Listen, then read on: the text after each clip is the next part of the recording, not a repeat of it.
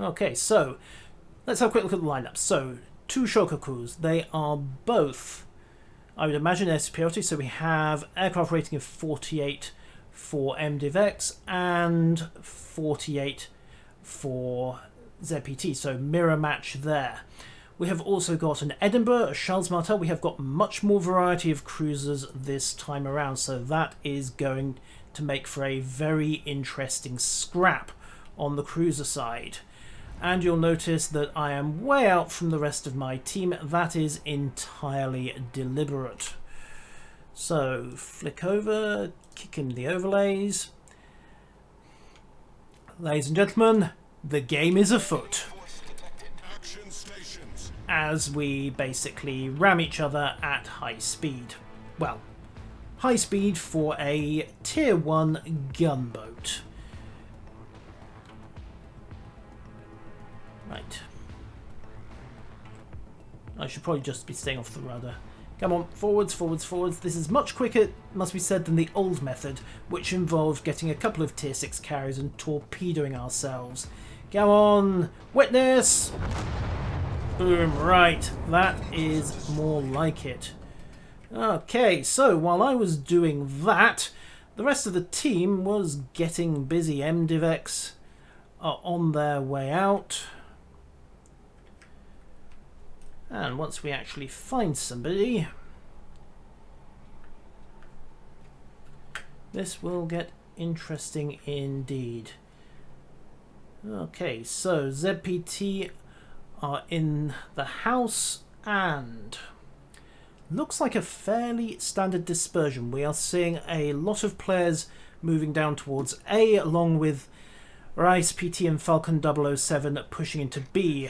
Rice, of course, is plugging a smoke screen. That's going to cover his Edinburgh into the control point and let him make an early cap. You'll see that there are fighters overhead already and a sneaky little early bomber run that got some reconnaissance data, died horribly and did very little else. An early push from ZPT's bombers there.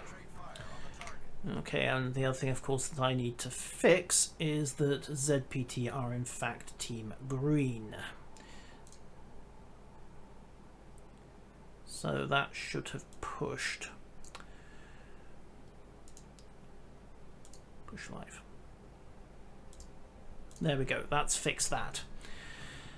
So, second wave of bombers coming in. Again, this isn't going to come short that much, and he's realised it. He has backed off. The Wicked North has opted to preserve his bombers, and we have got what amounts to an artillery slugfest across point B. And it's going to stay that way for a while until someone gets either a lucky hit, and somebody just did, hammering ZPT Falcon 007, although he's popped his repair party to get the worst of it back, and Jepaleo is on fire and pushing into the smoke. He's bow on, of course, so it minimises the damage. Recons has come up behind to provide some radar support, but with the bombers circling and the fighters stymied by smoke, they can't actually see all that much to shoot at. Denergy in the Charles Martel is opening up towards point 3, and he's going to be taking a risk if Xiaomi Kahu can't get his bombers back in, because the moment he gets spotted, his Charles Martel is going to be open to flanking fire from those ZPT vessels to the west of point B. They may not get more than 1 or 2 shots, but it will be enough to potentially do some damage to the rather thin-walled Charles Martel. However, point C is now getting more interesting because J-Figas 13 is doing his best to control it, but he's left himself with a slight problem.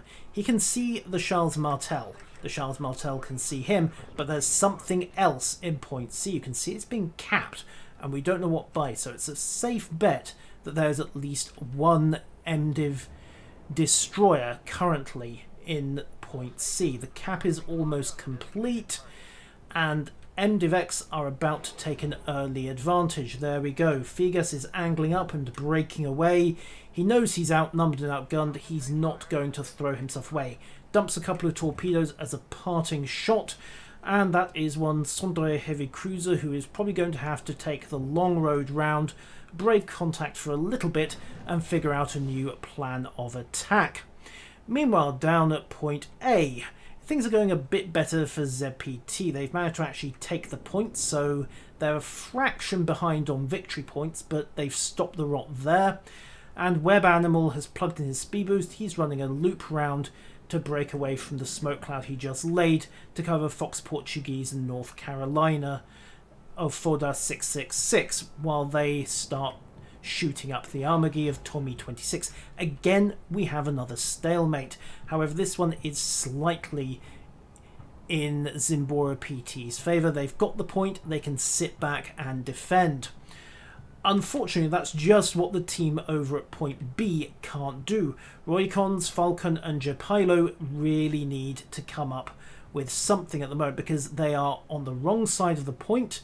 Ice PT is smoking them up, but right now, unless they can get some fighter coverage and some spotting, they are going to have real trouble winkling out this cloud of smoke that is spitting fire at them and has at least one MDIV-X ship in it. What's also putting them on a clock is that just over here, if you look at the minimap, we can see that we had a brief contact with one of MDIV-X's Bensons. Now, that could be Oliver 1261, it could be Cutler, we don't know where either of them are at the moment. We last saw him looping into point B. We know the other Benson was in point B, and is probably what was providing that cloud of smoke. However, this first Benson, if he's turned west, he is in a very good position to just toddle down this D line, come up, flank this smoke cloud, and the first thing Paleo, Reese and Co are going to know when that happens is when 8 torpedoes come merrily sailing through that smoke cloud. And if they dump theirs, and if he dumps torpedoes into that smoke with that many ships in it, yeah, it's going to get interesting. Both Rory and Falcon have got Hydro going, so they're safe for the moment, but, well, we'll see. That Hydro search ain't gonna last forever. Roy knows it, he's just poked out of the smoke a little. If the Benson does try something, then he is going to get a detection warning, and they're going to know the moment the Benson comes around the corner, and oh, what do you know? 10 torpedoes coming right up. They've been spotted, of course, and Japaleo, Falcon and the rest are going to have no trouble getting out of the way of those, but it's going to force them to move. And Japaleo in particular really needs to step on the gas, because if he doesn't get his torpedo beats on right now, this is going to be a very painful wake-up call as to why you don't let a Benson flank your position. He's seen the torpedoes, he's got steam rays, he's turning as best he can, but he's gonna eat one and maybe a second right up the stern. Ouch. Well, that was extreme range, so they know the Benson was 10 kilometers away, give or take, when he launched. They've sighted the other Benson, but they know now their flank's been turned. They are going to have to move, or they are just going to get torpedoed to death. However, Japaleo has just bagged Tommy 26's Armagi, so that does give the forces at point A a bit of a breather. Fodas 666 in particular has got his repair party out, but he'd taken a fair pounding in that fight. However, the forces of ZPT down at point A are now in a good position to return the favour. The Benson might have flanked point B to the north. These guys can start pushing east. They'll have to get past Onkel Nut in his Autogo, but right now, you know what? They can probably do that, and then they will be in a very good position to turn the tables on this angry smoke cloud to the east of B. So, we are back to our stalemate, although, yeah, I suppose you could call it a stalemate. It's 1 point each. MDiv are 1 ship down, and there is all of 5 victory points in it. We have a little bit of a clash between the destroyers, Cutlaron under Ice PT swapping, and GameCon D gets a big hit into Japio, and all of a sudden the game has shifted ever so slightly. MDiv-X are now just over 100 points up. It is 1 battleship and 1 cruiser killed apiece, so we are back to force parity, and critically, the central forces for Zimbora PT are now in danger of being pushed off point B. Rice PT right now is the only person jamming the cap, and even he is having to make a move. He's going to have to come out of this smoke cloud. The moment he does, those bombers from the Wicked North Shokaku are going to spot him, and I do not see any friendly fighters at the moment. They are inbound, but I don't think they're going to be able to chase that MDIV-X fighter and bomber element off in time to get Rice PT back under cover. The question is whether MDIV-X are going to be able to capitalize on that. We have another wave of torpedoes coming in. Recons takes one up the stern. Very unlucky there. He misjudged his torpedo beat ever so slightly, but more of a worry for him now is that he has got a turned flank to deal with. MDIV-X have pushed right the way up through C. They don't really care in a sense that they have just lost B to ZPT, because if they can make this flanking attack work, if they can keep the momentum going, then they are going to be in a very good position to just push this 100-point lead that they've got for the moment and just do it on casualties alone.